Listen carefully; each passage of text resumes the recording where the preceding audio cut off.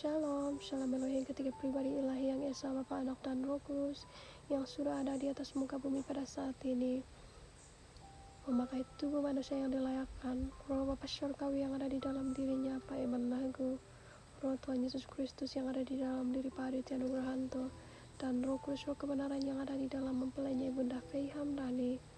Juga Shalom buat semua para saksi surga, para mempelai-mempelainya, para malaikat-malaikatnya, nabi-nabinya, anak-anak Tuhan dimanapun berada. Shalom, Shalom Elohim. Ya, Bapak Ibu, hari ini saya mau mengosikan suatu kebenaran firman singkat juga yang terambil di dalam Lukas pasal yang ke-11 ayat yang ke-14 sehinggalah ke-16. Dan kebenaran firman ini berbicara tentang perikopnya adalah Yesus dan Beelzebul. Dan saya akan membacakan kebenaran firman itu seperti ini. Pada suatu kali Yesus mengusir dari suatu setan yang membisukan. Ketika setan itu keluar, orang bisu itu dapat berkata-kata, maka heranlah orang banyak. Tetapi ada di antara mereka yang berkata, ia mengusir setan dengan kuasa Beelzebul, penghulu setan. Ada pula yang meminta suatu tanda dari syurga kepadanya untuk mencobai dia. Amin. Kebenaran firman-Nya dan amin, di mana ini berbicara tentang Tuhan Yesus pada waktu itu mengusir setan yang membisukan dalam seorang pribadi yang membuat orang banyak itu heran apabila anak yang bisu itu boleh berkata-kata kembali. Nah, dan ada juga yang mengatakan bahwa ia menggunakan kuasa setan, kuasa Beelzebul, untuk mengusir setan yang membisukan yang ada di dalam pribadi seorang itu. Dan ada juga yang meminta tanda dari surga dengan tujuan mencobai dia, mencobai Tuhan Yesus itu sendiri pada waktu itu.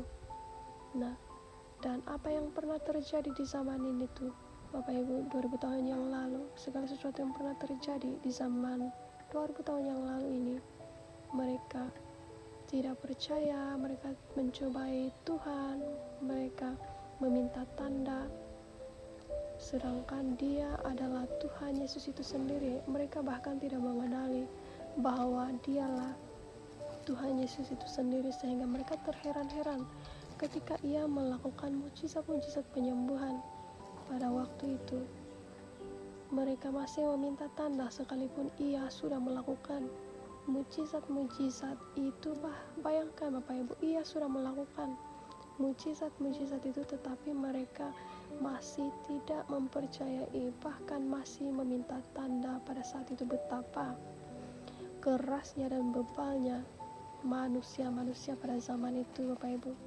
Dan ya, apa yang pernah terjadi 2000 tahun yang lalu itu tidak jauh bezanya dengan apa yang terjadi pada zaman ini, di zaman akhir, Bapak Ibu, di mana ia sudah menyatakan di dalam kebenaran firman bahwa Tuhan Yesus itu akan datang kedua kalinya sekali lagi di atas muka bumi ini, menjadi hakim yang adil, menghukum muka bumi ini, mengadili muka bumi ini, Bapak Ibu.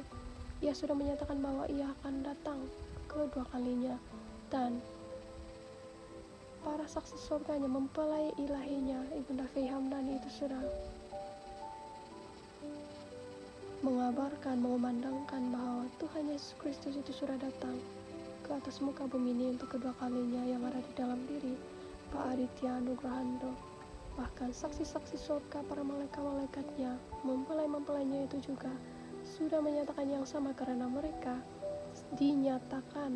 sudah dinyatakan oleh Tuhan itu sendiri melalui mimpi dan penglihatan dan segala macam, bahwa ia sudah datang di atas muka bumi ini memakai tubuh wadah yang dilayakkan, berinkarnasi menjadi manusia di dalam dirinya Aditya Nugrahanto, Bapak Ibu.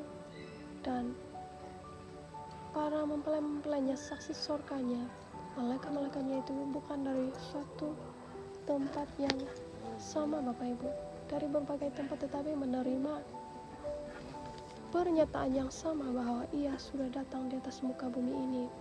Mereka menerima pernyataan itu melalui mimpi-mimpi penglihatan menyatakan bahwa ia sudah ada di atas muka bumi ini. Tetapi apa yang terjadi Bapak Ibu?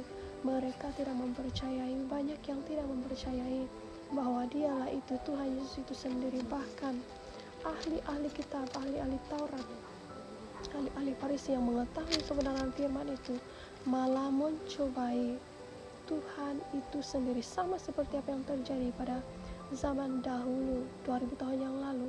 Mereka meminta tanda, sama terjadi apa yang sekarang ini Bapak Ibu. Mereka meminta tanda dengan tujuan mencobai Dia, Tuhan Yesus Kristus itu sendiri Bapak Ibu.